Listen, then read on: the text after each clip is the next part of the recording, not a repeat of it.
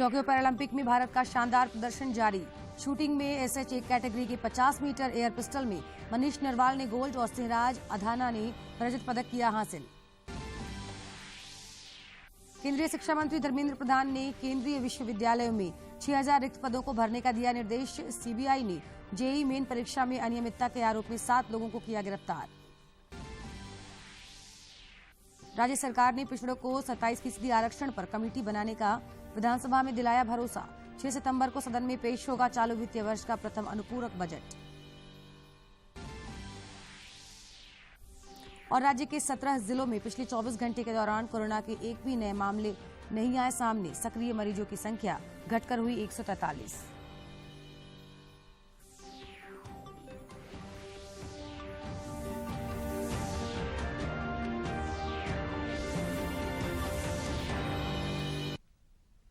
नमस्कार, खबरें झारखंड में आपका स्वागत है। मैं हूं जयलक्ष्मी कुमारी और समाचारों में आगे बढ़ने से पहले ये संदेश।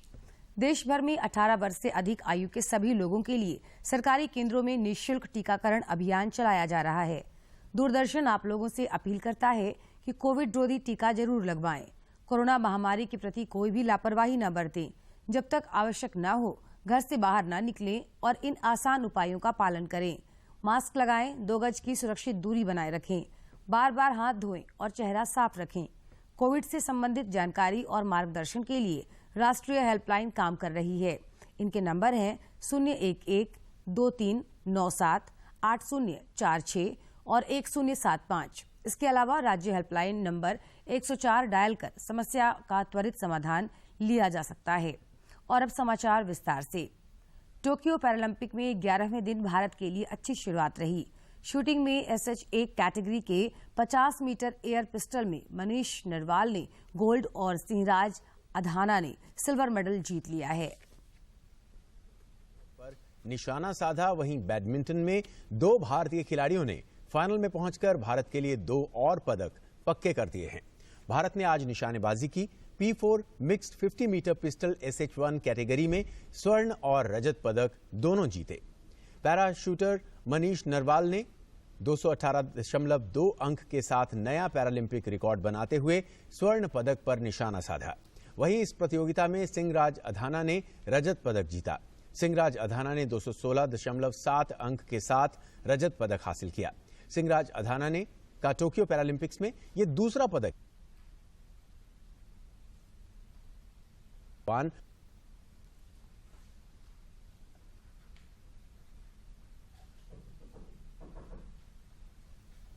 प्रधानमंत्री नरेंद्र मोदी ने टोक्यो पैरालंपिक में पदक जीतने वाले खिलाड़ियों को बधाई दी है।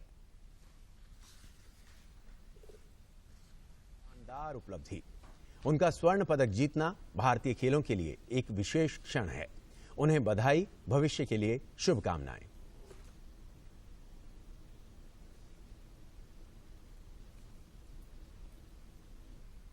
टोक्यो पैरालंपिक के बैडमिंटन में SL4 में नोएडा के DM सुहास यतिराज ने भी फाइनल में पहुंचकर भारत के लिए आज का दूसरा मेडल पक्का किया। इससे पहले प्रमोद भगत ने SL3 में भारत के लिए कम से कम सिल्वर मेडल पक्का कर लिया है। जापान के डाइसुके फुजिहारा को हराकर फाइनल में जगह बनाई। प्रमोद ने फुजिहारा के खिलाफ पहले गेम को महज 15 मिनट के अंदर 21-11 से अपने नाम किया। वहीं दूसरे गेम को उन्होंने केवल 21 मिनट के अंदर 21-16 से जीत लिया। प्रमोद भगत स्वर्ण पदक मुकाबले के लिए आज शाम 3 बजे ही अपनी चुनौती पेश करेंगे। फाइनल में प्रमोद भगत का मुकाबला ग्रेट ब्रिटेन के डेनियल बेथेल के साथ होगा। और इस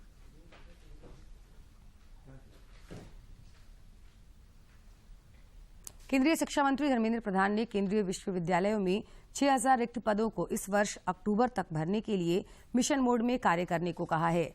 श्री प्रधान ने कल वीडियो कॉन्फ्रेंसिंग के माध्यम से केंद्रीय विश्वविद्यालयों के कुलपतियों के साथ बैठक की। उन्होंने कहा कि विश्वविद्यालय सृजन, नवाचार और अवसर प्रदान करने के माध्यम है। शिक्षा मंत्री ने कहा कि नई शिक्षा नीति भारत को उभरती नई विश्व व्यवस्था के शीर्ष पर लाने में महत्वपूर्ण भूमिका निभाएगी। श्री प्रधान ने नई शिक्षा नीति के जरिए भारत को ज्ञानशील महाशक्ति के रूप में स्थापित करने के लिए समग्र रूप से कार्य करने पर बल दिया। बैठक के दौरान कुलपतियों से अपने विश्वविद्यालयों में खेलों को बढ़ावा देने का भी आग्रह किया गया। इधर केंद्रीय अन्वेषण ब्यूरो सीबीआई ने वर्तमान में जारी जेईई मेन परीक्षा में अनियमितता के आरोपों से संबंधित मामलों की जांच के सिलसिले में 7 लोगों को गिरफ्तार किया है। इनमें निजी कंपनी के 2 निदेशक, 4 कर्मचारी और एक अन्य व्यक्ति शामिल हैं। इससे पहले सीबीआई ने परीक्षा में गड़बड़ी के आरोप में निजी कंपनी और अन्य के नाम मुकदमा दर्ज किया था। झारखंड विधानसभा का मानसून सत्र कल से शुरू हो गया है। 9 सितंबर तक चलने वाले सत्र के पहले दिन सदन में सरकार के द्वारा आश्वासनों पर की गई कार्रवाई से संबंधित रिपोर्ट एटीआर पेश किया गया। इसमें यह उल्लेख भी किया गया कि राज्य में पिछड़ी जाति को 27% आरक्षण दिए जाने के मुद्दे पर एक समिति गठित करने का प्रस्ताव सरकार के पास विचाराधीन है। मानसून सत्र के दूसरे दिन 6 सितंबर को वित्तीय वर्ष 2021-22 का पहला अनुपूरक बजट सदन में पेश किया जाएगा। इधर झारखंड राज्य आपदा प्रबंधन प्राधिकार की बैठक 8 सितंबर को होगी। मुख्यमंत्री हेमंत सोरेन की अध्यक्षता में होने वाली इस बैठक में कोविड-19 के वर्तमान हालात पर चर्चा होगी। इसके अलावा कोरोना को लेकर सरकार द्वारा जारी गाइडलाइन के तहत छूट और प्रतिबंधों को लेकर भी अहम निर्णय लिया जा सकता है। बैठक में आपदा प्रबंधन मंत्री बन्ना गुप्ता के अलावा प्राधिकार के अन्य सदस्य शामिल होंगे। देश में पिछले 24 घंटे में कोरोना संक्रमण के 42,618 नए मामले सामने आए, जबकि 36,385 लोगों ने कोरोना को मात देकर जिंदगी की जंग जीती है। स्वस्थ हो चुके हैं, जिसके बाद देश में रिकवरी रेट 97.43% हो गया है। इस समय देश में सक्रिय मामलों की कुल संख्या 4,05,681 है। इधर झारखंड में पिछले 24 घंटे के दौरान कोविड-19 के 11 नए संक्रमित मिले, जबकि 11 लोग स्वस्थ हुए। इस दौरान 17 जिलों में एक भी नए संक्रमितों की पहचान नहीं हुई है। इधर रांची में सबसे ज्यादा 4, पूर्वी सिंहभूम में 2 तथा देवघर, धनबाद, गढ़वा, खूंटी और लोहरदगा में एक नए संक्रमित मिले हैं। स्वास्थ्य विभाग के अनुसार राज्य में कोविड के सक्रिय मरीजों की संख्या फिलहाल 141 है। वहीं स्वस्थ होने की दर 98.48% है। दुनिया के सबसे बड़े टीकाकरण अभियान में भारत नित नए कीर्तिमान गढ़ रहा है। केंद्रीय स्वास्थ्य मंत्रालय के अनुसार देश में अब तक 67 करोड़ 72 लाख से अधिक लोगों को कोविड रोधी टीके लगाए जा चुके हैं। इधर झारखंड में भी टीकाकरण अभियान सफलतापूर्वक संचालित हो रहा है। राज्य में पिछले 24 घंटे के दौरान 1,65,460 लोगों को कोविड रोधी टीके लगाए गए।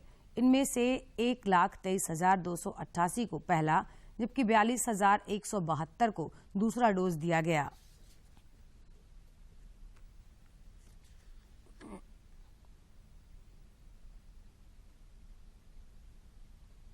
जनजातीय मामलों के केंद्रीय मंत्री सह स्थानीय सांसद अर्जुन मुंडा ने खूंटी जिले के रनिया प्रखंड में सामुदायिक स्वास्थ्य केंद्र के भवन निर्माण के लिए भूमि पूजन किया। मौके पर केंद्रीय मंत्री ने प्रधानमंत्री गरीब कल्याण योजना के तहत गरीबों के बीच अनाज का भी वितरण किया। केंद्रीय मंत्री अर्जुन मुंडा ने खूंटी के रनिया में 1,62 लाख रुपए की लागत से बनने वाले सामुदायिक स्वास्थ्य केंद्र की आधारशिला रखी। इस सामुदायिक स्वास्थ्य केंद्र के बन जाने से क्षेत्र के लोगों को चिकित्सा सुविधा के लिए तोरपा रेफरल अस्पताल या खूंटी सदर अस्पताल पर ही निर्भर रहना नहीं पड़ेगा। और कुल मिलाकर के जो एशिया का फंड है, एशिया का फंड भारत सरकार विशेष तौर से ऐसे कार्यों के लिए देती है जिससे जनता अधिक से अधिक लाभान्वित हो। तो उस फंड के माध्यम से इसकी स्वीकृति दोबारा ली गई है।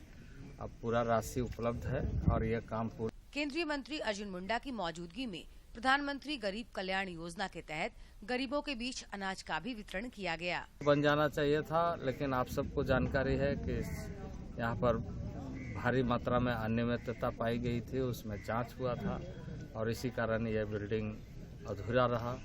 अब हम उम्मीद करते हैं राशि उपलब्ध है तो जल्दी पूरा। खूंटी जिले के सुदूरवर्ती रनिया क्षेत्र में सामुदायिक स्वास्थ्य केंद्र की स्थापना होने से स्थानीय लोगों में खुशी का माहौल है और अब उन्हें साधारण बीमारियों के इलाज के लिए दूर नहीं जाना पड़ेगा।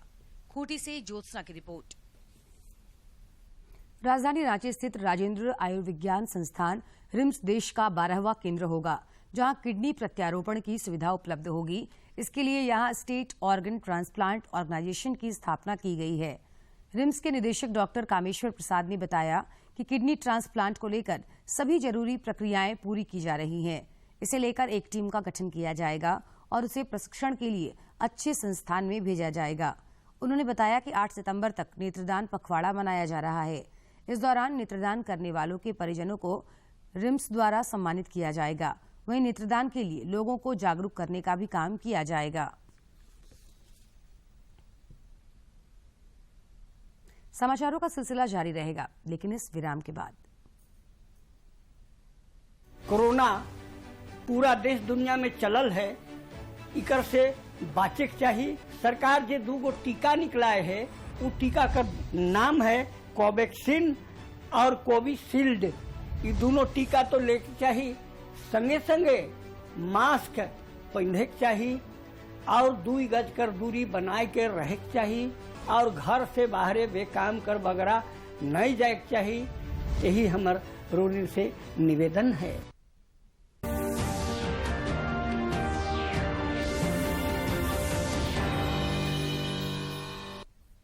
केंद्रीय मंत्री अर्जुन मुंडा ने विभिन्न खेल स्पर्धाओं के लिए आधारभूत सुविधा उपलब्ध कराने और खिलाड़ियों को प्रोत्साहित करने के लिए दीर्घकालीन और अल्पकालीन योजना बनाकर काम करने की सलाह दी है।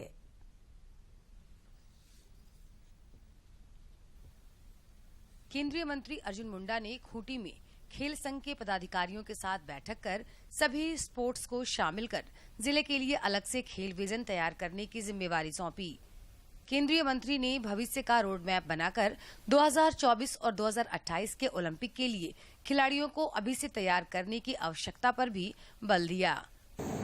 है कि नहीं, बहुत सारे गैप्स ऐसे हैं, हम भर भी देंगे। अगर खिलाड़ी सही ढंग से उसको ग्रूम नहीं कर पाए तो सफल नहीं हो। तो उसके बारे में कैसे रोड मैप। केंद्रीय मंत्री से कहा कि खेल के संसाधनों को बढ़ाने और आधारभूत संरचनाओं के निर्माण से न सिर्फ खेल प्रतिभाओं को तराशने का मौका मिलेगा, बल्कि विभिन्न क्षेत्रों में खूंटी के खिलाड़ी राज्य और अंतर्राष्ट्रीय स्तर पर मेडल प्राप्त कर सकते हैं।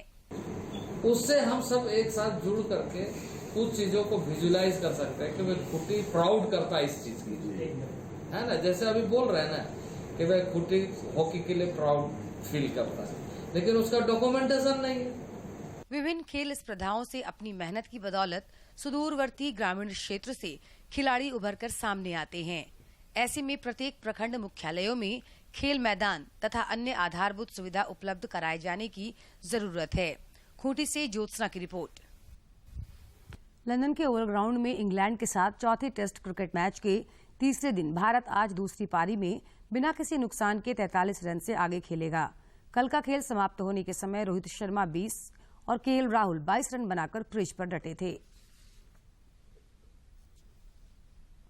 दूसरे दिन का खेल खत्म होने तक भारत ने अपनी दूसरी पारी में बगैर किसी नुकसान के 43 रन बना लिए हैं। भारतीय टीम अब भी पहली पारी के आधार पर इंग्लैंड से 56 रन पीछे है। इंग्लैंड ने अपनी पहली पारी में 290 रन बनाए थे, वहीं भारत की पहली पारी 191 रन पर ढेर हो गई थी।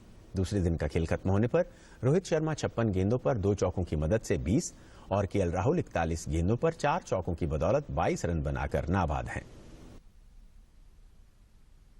खूंटी जिले के एकल अभियान कार्यालय में उत्तर प्रदेश के पूर्व मुख्यमंत्री स्वर्गीय कल्याण सिंह और खूंटी में जनसंघ को स्थापित करने वाले कार्यकर्ता स्वर्गीय शालिग्राम सिंह बड़ाई को संघ परिवार ने श्रद्धांजलि दी। कार्यक्रम में बतौर मुख्य अतिथि कल्याण सिंह के साथ संगठन के कार्य करने वाले पद्म भूषण करिया मुंडा भी उपस्थित थे। मौके पर श्री मुंडा ने कहा कि जब जब श्री राम मंदिर की बात होगी तब तब कल्याण सिंह याद आएंगे।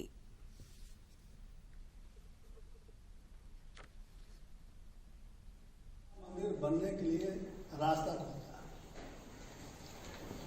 इसलिए हम ये नहीं कर सकते हैं कि भाई कभी कभी भगवान जब कोई अच्छा काम करने के लिए इच्छा होती है तो किसी न किसी को एक मनुष्य के रूप में भेज कर उस काम को पूरा करने के दृष्टिकोण से उनको आगे बढ़ाते हैं।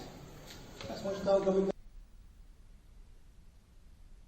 गुमला के परमवीर अल्बर्ट एक्का स्टेडियम में आज आजादी का अमृत महोत्सव के तहत फिट इंडिया फ्रीडम रन का आयोजन किया गया।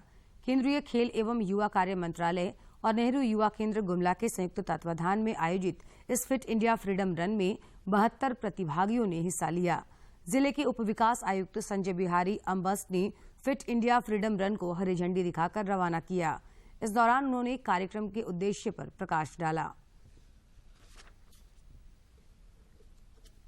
दिलाने में जिन जिन लोगों का अमूल्य योगदान रहा है उनको हम याद करें। हमारे देश की जो एक समृद्ध परंपरा संस्कृति रही है उनको हम याद करें और देश की जो हमारी गौरवान्वित करने वाली गाथाएं हैं उनको हम याद करें और इस कार्यक्रम को हम इस ढंग से मनाएं कि हमारा आगे का जो भविष्य है। आजादी का अमृत महोत्सव पर देश गुमनाम क्रांतिकारियों को याद कर रहा है। आजादी के सफर में आज इस खास रिपोर्ट के जरिए आइए जानते हैं दादा भाई नौरोजी, पंडित नेकीराम शर्मा और भूपेंद्र नाथ दत्त के स्वतंत्रता संग्राम में उनके योगदान के बारे में।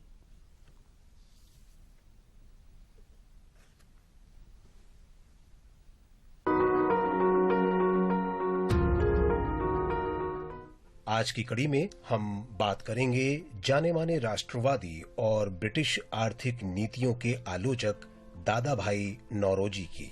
भारतीय राजनीति के इस पुरोधा को प्यार से grand old man of India और अनऑफिशियल एम्बेसडर ऑफ इंडिया भी कहा जाता था। इनका जन्म 4 सितंबर 1825 को तत्कालीन बंबई में हुआ था। उनकी लोकप्रियता ही थी कि वे 2 बार हाउस ऑफ कॉमन्स के लिए चुने गए। दादा भाई ब्रिटिश संसद के पहले एशियाई सदस्य चुने गए थे। उन्हें भारत में ब्रिटिश शासन के आर्थिक दुष्परिणामों पर अपने विचार स्पष्ट रूप से रखने के लिए जाना जाता है। अपने कार्यकाल के दौरान दादा भाई ने भारत की हालत सुधारने को लेकर जबरदस्त प्रयास किए। ब्रिटिश आर्थिक नीतियों के चलते भारत को हो रहे नुकसान पर उन्होंने गंभीर शोध किया था। इसके बाद वे ब्रिटिश शासन के कटु आलोचक हो गए। दादा भाई नौरोजी ने 1893 में यूनाइटेड किंगडम में हाउस ऑफ कॉमन्स को संबोधित किया था। आइए सुनते हैं भारत में कराधान के मुद्दे पर दिए गए इस भाषण के प्रतिपादित अंश। Never has there been a single farthing spent out of the British Exchequer, either for the acquirement of India or for the maintenance of it, or administration, or in any manner connected with India, whilst at the same time hundreds of millions of the wealth of India have been constantly poured into this country. Whether any country in the world could stand such drain as India is subjected to is utterly out of the question. If England itself, with all its wealth, was subjected to such a drain as India is subjected to, it would be reduced to extreme poverty before long. दादा भाई नौरोजी की हस्ती का अंदाजा इसी बात से लगाया जा सकता है कि उन्हें 1895 में भारतीय व्यय के लिए गठित शाही आयोग का सदस्य बनाया गया था। उन्होंने 1886, 1893 और 1906 के भारतीय राष्ट्रीय कांग्रेस के सालाना अधिवेशन की अध्यक्षता भी की थी।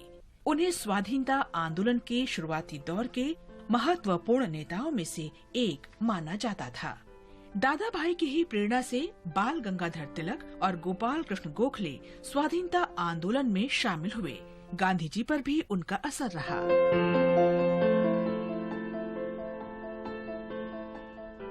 आज महान स्वाधीनता सेनानी और प्रसिद्ध विद्वान भूपेंद्र नाथ दत्त की भी जयंती है। इनका जन्म 4 सितंबर 1880 को कलकत्ता में हुआ था। भूपेंद्र नाथ दत्त विवेकानंद के भाई थे। वे ब्रह्म समाज के अनुयायी थे। युवावस्था में दत्त ब्रिटिश शासन से लड़ने के लिए बंगाल रिवोल्यूशनरी सोसाइटी में शामिल हो गए, जिसकी स्थापना 1902 में प्रमथनाथ मित्रा ने की थी। 1906 में वे बांग्ला पत्रिका जुगांतर के संपादक बने, जो बंगाल में रिवोल्यूशनरी पार्टी का मुखपत्र था। 1907 में उन्हें ब्रिटिश पुलिस ने राजद्रोह के आरोप में गिरफ्तार कर लिया। जुलाई 1908 में जेल से रिहाई के कुछ दिन बाद ही भूपेंद्र नाथ को पढ़ाई के लिए अमेरिका भेज दिया गया। वहां जाकर दत्त भारतीय स्वाधीनता के लिए काम कर रही गदर पार्टी में शामिल हो गए। प्रथम विश्व युद्ध के दौरान वे जर्मनी चले गए और क्रांतिकारी गतिविधियों में सक्रिय हो गए। 1916 में वे बर्लिन में इंडियन इंडिपेंडेंस कमेटी के सचिव बने। 1921 में भूपेंद्र नाथ दत्त मॉस्को चले गए और उसके बाद भारत लौट आए। भूपेंद्र नाथ ने कामकाजी वर्ग को उचित सम्मान दिलाने के लिए अथक प्रयास किए। वे लेखक भी थे। भारतीय संस्कृति और समाज पर उन्होंने अनेक पुस्तकें लिखी। उन्होंने अपने बड़े भाई पर स्वामी विवेकानंद पैट्रियट प्रोफेट पुस्तक भी लिखी। तुम्हारोई श्यामल बरन कोमल मूर्ति मर्मे गाथा ओ आमार देशेर माटी तुम्हार परे ठेकाई माथा। आज हम स्वाधीनता सेनानी और हरियाणा केसरी पंडित नेकीराम शर्मा को भी याद कर रहे हैं। गोपाल कृष्ण गोखले, लोकमान्य बाल गंगाधर तिलक, पंजाब केसरी लाला लाजपत राय और महामना पंडित मदन मोहन मालवीय की प्रेरणा से वे आजादी के आंदोलन में कूद पड़े थे। जब लोकमान्य तिलक को 6 वर्ष के कठोर कारावास की सजा हुई तो उन्होंने ब्रिटिश राज समाप्त होने तक चैन से न बैठने की कसम खाई। 1915 के कांग्रेस के बम्बई अधिवेशन के दौरान गांधी जी से मुलाकात के बाद वे अस्पृश्यता विरोधी आंदोलन में शामिल हुए। पंडित नेकीराम शर्मा ने 1919 में रॉलेट एक्ट विरोधी आंदोलन, असहयोग आंदोलन, नमक सत्याग्रह और भारत छोड़ो आंदोलन में अग्रणी भूमिका निभाई। ऐसे महात्मा हमें सदैव प्रेरित करते रहेंगे।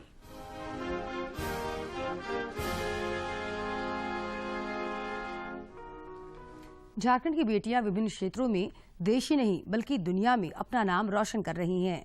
हाल ही में रांची की एक पर्वतारोही युवती ने यूरोप के सबसे ऊंचे शिखर पर तिरंगा लहराकर देश का मान बढ़ाया है।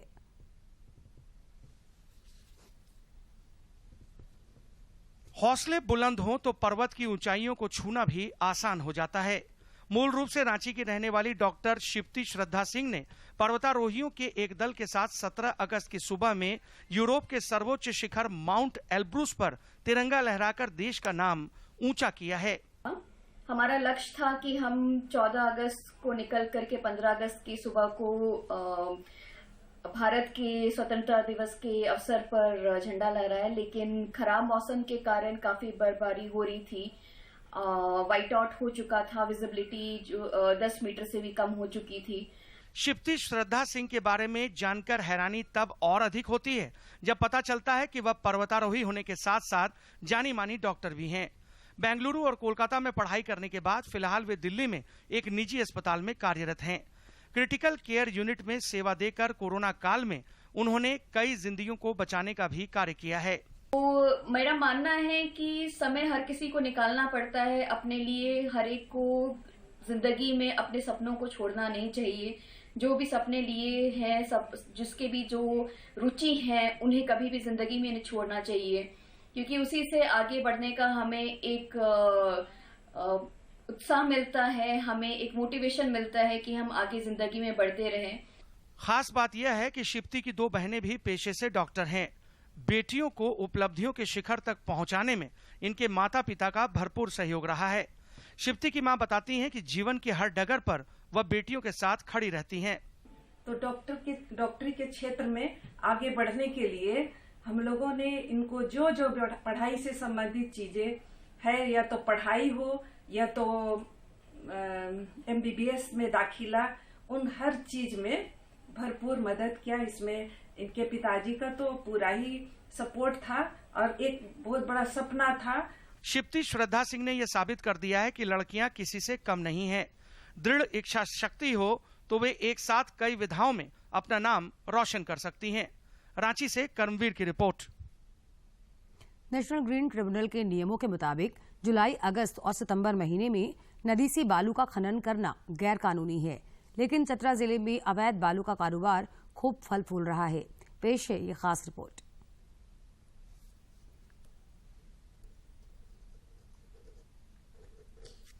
जिला अब बालू तस्करी का अड्डा बन गया है। जिले के हंटरगंज प्रखंड के निरंजना नदी में करीब 100 से अधिक घाटों से बालू की निकासी हो रही है। न सिर्फ हंटरगंज बल्कि ईटखोरी के महाने, टंडवा के बड़की नदी, पत्थलगढ़ा, गिद्धौर और मयूरहंद प्रखंड में भी अवैध बालू का कारोबार खूब फल फूल रहा है। और उन्होंने यही कहा कि अब सीधे सरकार इसको हम संस्था बना दी गई है JSMDC, और वो इसको निगरानी करेगी, वही उठाएगी और लूट बंद हो जाएगा। बरसात के समय में 3 महीने के लिए रोक लगाई जाती है, ये बिल्कुल सब कोई जानता है, फिर भी उत्खनन हो रहा है। इसकी जवाबदेही किसकी हो? प्रशासनिक अधिकारियों का है। हम कहते हैं जब बालू उठ रहे हैं तो ये व्यवस्था में जो लोग, क्योंकि आम आदमी कहीं भी चिल्लाता है तो कोई उसका सुनता नहीं है। नेशनल ग्रीन ट्रिब्यूनल के नियमों की अनदेखी कर निरंजना नदी में बालू की लूट काफी दिनों से चलती आ रही है, जिसको लेकर 2 वर्ष पूर्व एक बड़ा आंदोलन भी चला था। उसी निरंजना बचाओ आंदोलन की वजह से राज्य सरकार हरकत में आई थी, लेकिन फिलहाल बालू का अवैध उत्खनन बदस्तूर जारी है। स्टॉक का पता चलता है, न इसका कोई टाइम टेबल का पता चलता है। पूछने पर यही लोग कहता है कि हम लोग को फॉरएवर के लिए ये जो है सो उठाव का अनुज्ञप्ति हम लोग को मिला हुआ है। इधर राज्य के मंत्री सत्यानंद भोक्ता ने कहा, निर्धारित प्रावधानों के अनुसार नदी से अभी बालू निकालने पर रोक है, सिर्फ स्टॉक में रखे बालू का ही इस्तेमाल हो सकता है। उन्होंने कहा कि निजी काम के लिए लोगों को सरकारी मापदंड के अनुसार बालू उपलब्ध कराया जा सकता है। नदी से निकाल कर जो स्टॉक किया है वो बालू को बेच सकता है, लेकिन जो निजी काम के लिए, जिनको प्रधानमंत्री आवास बनाना है, कहीं मंदिर बनाना है, प्राकृतिक संसाधनों का दोहन कहीं न कहीं हम सबों के लिए आत्मघाती है। चाहे वो पेड़ों की अवैध कटाई हो या बालू की लूट हो, स्वार्थ में प्रकृति से खिलवाड़ हमें मुश्किलों में डाल सकता है। चतरा से अशोक तुलसियान की रिपोर्ट। पूर्वी सिंहभूम के ग्रामीण परिवेश से आने वाले युवक युवतियों की संगीत मंडली ब्रोकन स्ट्रीट बॉयज यानी बीएसबी आजकल यूट्यूब में छाई हुई है। पेश इस डांस ग्रुप के बनने और लोकप्रियता के शिखर तक पहुंचने की कहानी। सदस्य ग्रामीण से आते हैं, कोई गाय बकरी चराता है तो कोई नाई का काम करता है या कोई घर घर फूड सप्लाई करता है। संतोष दासवाली जमशेदपुर के छायानगर भुइयाडी के रहने वाले हैं और YouTube ने पिछले 5 सालों से ग्रुप बनाकर अपना डांस वीडियो डालते हैं, जिसको लाखों सब्सक्राइब करते हैं। View 2 dance group broken street boys में 14 साल से लेकर 24 साल तक के लोग शामिल हैं। ग्रुप की सदस्य अंजलि का कहना है कि वे लोग अपने हुनर के माध्यम से झारखंड की कला संस्कृति और भाषा को विश्व जगत से रूबरू कराना चाहते हैं, जिस काम में सरकार से भी सहयोग अपेक्षित। तो जी हमारा जो ग्रुप है उसके कुछ मेंबर्स लोग dance India dance, dance plus और इंडियाज गॉट टैलेंट इस पर भी ट्राई कर चुके हैं। ये जो हमारे साथ सारे लड़के जुड़े हुए हैं, कोई मतलब छोटा मोटा काम करते हैं, कोई गाय भी चराते हैं जैसे कि मैं। वहीं जादूगोड़ा क्षेत्र से आकर ग्रुप में डांस करने। और खबरों के अंत में एक नजर मुख्य समाचार पर। टोक्यो पैरालंपिक में भारत का शानदार प्रदर्शन जारी। शूटिंग में SH1 कैटेगरी के 50 मीटर एयर पिस्टल में मनीष नरवाल ने गोल्ड और सिराज अधाना ने रजत पदक किया हासिल। केंद्रीय शिक्षा मंत्री धर्मेंद्र प्रधान ने केंद्रीय विश्वविद्यालयों में 6000 रिक्त पदों को भरने का दिया निर्देश। सीबीआई ने जेईई मेन परीक्षा में अनियमितता के आरोप में 7 लोगों को किया गिरफ्तार। राज्य सरकार ने पिछड़ों को 27% आरक्षण पर कमेटी बनाने का विधानसभा में दिलाया भरोसा। 6 सितंबर को सदन में पेश होगा चालू वित्तीय वर्ष का प्रथम अनुपूरक बजट। और राज्य के 17 जिलों में पिछले 24 घंटे के दौरान कोरोना के एक भी नए मामले नहीं आए सामने। सक्रिय मरीजों की संख्या घटकर हुई 143।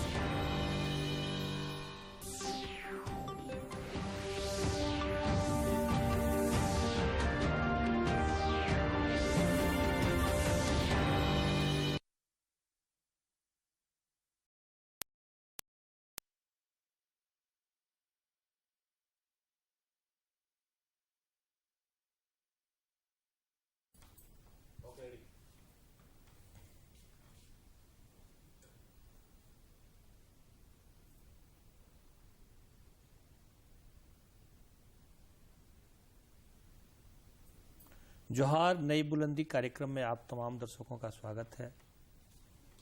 आज हम सूक्ष्म, मध्यम एवं लघु उद्योग पर चर्चा करने के लिए उपस्थित हुए हैं।